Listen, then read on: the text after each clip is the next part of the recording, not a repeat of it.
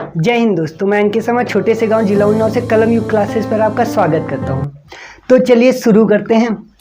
कल हमने अभी तक जो क्वेश्चन करवाए थे द्विघात समीकरण के करवाए थे, मतलब इससे पहला वाला एपिसोड जो था वो कहाँ से रिलेटेड था, द्विघात समीकरण से। तो आज के एपिसोड में क्या बताएंगे, निर्देशांक ज्यामिति के बारे में। अगर आपने इसका बेसिक अच्छे से समझ लिया तो आपको निर्देशांक ज्यामिति के आगे के सवाल अच्छे से समझ में आ जाएंगे। साथ में कुछ इसके ऑप्शन से रिलेटेड सवाल होते हैं, वो भी आपको अच्छे से समझ में आ जाएंगे। तो चलिए निर्देशांक ज्यामिति शुरू करते हैं। चैप्टर का नाम क्या है, निर्देशांक ज्यामिति। अब सही, तो चैप्टर का नाम है निर्देशांक ज्यामिति। तो अब जो है हम बताएंगे सबसे पहले क्या होता है कार्तीय तल, कैसे इसके चतुर्थांश होते हैं। तो सबसे पहले देखो कार्तीय तल क्या होता है, ये होते हैं अक्ष इसके, इसको अच्छे से समझ लेना, जहाँ पे न समझ में बताना। ये क्या है, अक्ष। जब दो लाइनें एक दूसरे को, इधर देखो, जब दो लाइनें एक दूसरे को काटती हैं और जिस बिंदु पर काटती हैं वो क्या होता है, उसके निर्देशांक होते हैं 0, सबसे पहली बात याद रखना है, दो लाइनें एक दूसरे को जिस जगह पे काटेंगे उसके निर्देशांक क्या होंगे, 0, और इसको क्या कहते हैं, मूल बिंदु। क्या कहते हैं, मूल बिंदु। समझ में आया कि नहीं आया। सबसे पहले हमने क्या बताया, जब दो रेखाएं एक दूसरे को काटेंगी तो उस जगह जो निर्देशांक होते हैं वो क्या कहलाते हैं, 0, अब देखो दूसरा क्या ध्यान रखना है तुमको, ये एक लाइन गई हुई है और एक लाइन ये गई है, तो इसको कहते हैं, इस वाली लाइन को क्या कहते हैं, एक्स अक्ष, और इस वाली लाइन को क्या कहते हैं, वाई अक्ष। समझ में आ गया। अगर ये वाई है तो ये मान लेते हैं वाई डैश, और अगर ये एक्स है तो ये एक्स डैश। तो ये हमारा क्या हो गया, एक्स अक्ष, और ये हो गया हमारा वाई अक्ष। जब एक्स अक्ष और वाई अक्ष एक दूसरे को काटते हैं, वो कहाँ पे काटेंगे, मूल बिंदु पर। मूल बिंदु के निर्देशांक क्या होंगे, 0, अच्छे समझ में आ गया। अब देखो हमें संख्या रेखा हमने शायद से 9th में पढ़ाया, इससे पहले भी किसी अगर पढ़ा है तो ध्यान होगा कि जो संख्या रेखा होती है 0 से शुरुआत होती है हमेशा, और इधर पर जाने पर प्लस होता है और इधर जाने पर माइनस। तो सेम वही नियम यहाँ पे भी लगेगा। तो अब देखो हमने क्या बताया, ये संख्या रेखा की तरह होता है। तो देखो इसमें क्या होते हैं, 4 चतुर्थांश होते हैं। क्वेश्चन में पूछ लिया जाता है कि जैसे दे दिया गया -4, 3 किस चतुर्थांश में आएंगे, तो इस तरह से क्वेश्चन आ जाते हैं ऑप्शन में। और कन्फर्म है एक क्वेश्चन ऑप्शन में इससे रिलेटेड पूछा ही जाता है, और इनसे 2 से 3 क्वेश्चन पूछे जाते हैं। तो देखो अब क्या करेंगे, इस चैप्टर से 5 नंबर के क्वेश्चन पूछे जाते हैं, लगभग होता है, कंफर्म पूरा नहीं होता है। अब देखो हमने बताया इधर वाली जो होगी लाइन वो काहे की होगी, प्लस की, इधर वाली काहे की होगी, माइनस की। समझ में आया। इसी तरह ऊपर वाली काहे की होगी, प्लस की, और नीचे वाली काहे की होगी, माइनस की। अब अगर कहा गया ये काहे में आएगा, तो चतुर्थांश कितने होते हैं, 4। तो ये वाला जो होगा ये क्या होगा, प्रथम चतुर्थांश, ये वाला द्वितीय, इधर हम लिख देते हैं द्वितीय चतुर्थांश, ये तृतीय, और ये चतुर्थ।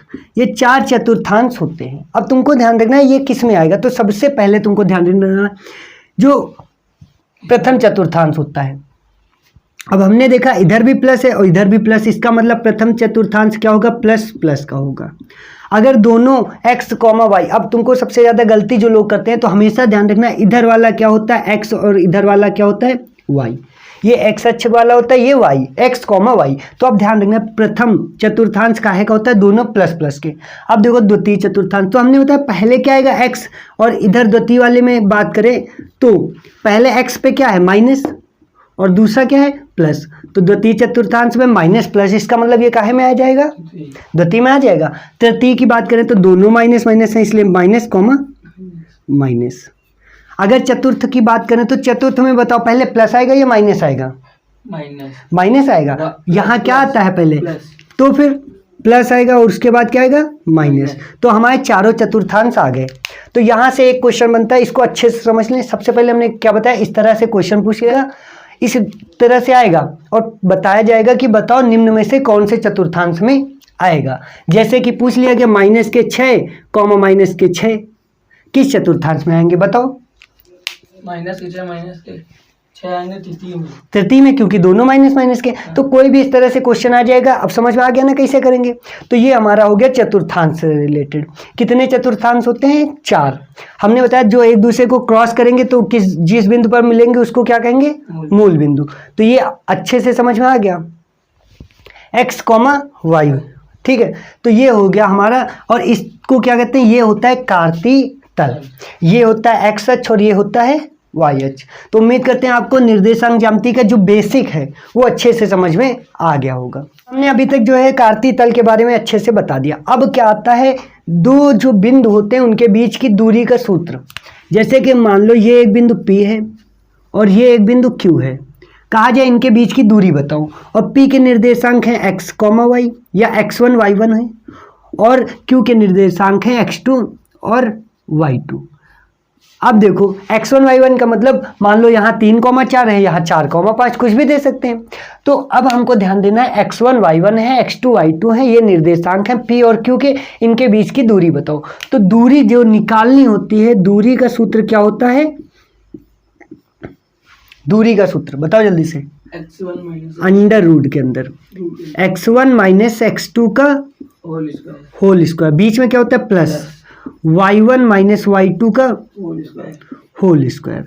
अब देखो बहुत सारे लोग कहेंगे किताब में ये नहीं लिखा है, तो यहाँ चाहे x1 करो चाहे x2 करो, आएगा हमेशा आंसर। यहाँ ये भी हो सकता है, कर सकते हो x2 माइनस x1 का whole square plus y2 minus y1 का होल स्क्वायर, ये भी होता है। अब देखो अगर ऐसे समझ में आ जाए तो अच्छी बात है, नहीं तो तुमको सीधा सा पता होना चाहिए। ये जो कार्तीय तल होता है, वैसे हमने बताया, यहाँ देखो ये होता है x और ये होता है y।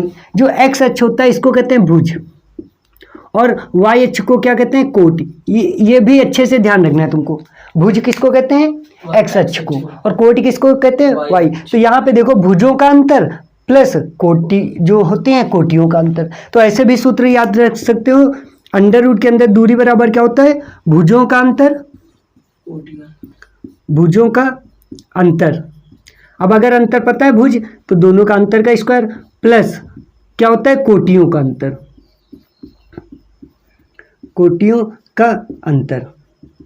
इसका क्या करेंगे? स्क्वायर। तो ये हो जाएगा हमारा क्या सूत्र? दूरी का। तो इससे रिलेटेड हम कठिन से कठिन कल जो है सवाल करवाएंगे 1 से 2, और इसके बाद जो है दूरी के बाद मध्य बिंदु के निर्देशांक, ये सारा निकालना बताएंगे। अगर आपने इसको अच्छे से समझ लिया बेसिक, तो आपको निर्देशांक ज्यामिति के 5 नंबर तो कंफर्म हो ही गए। तो समझ में आ गया ना अच्छे से।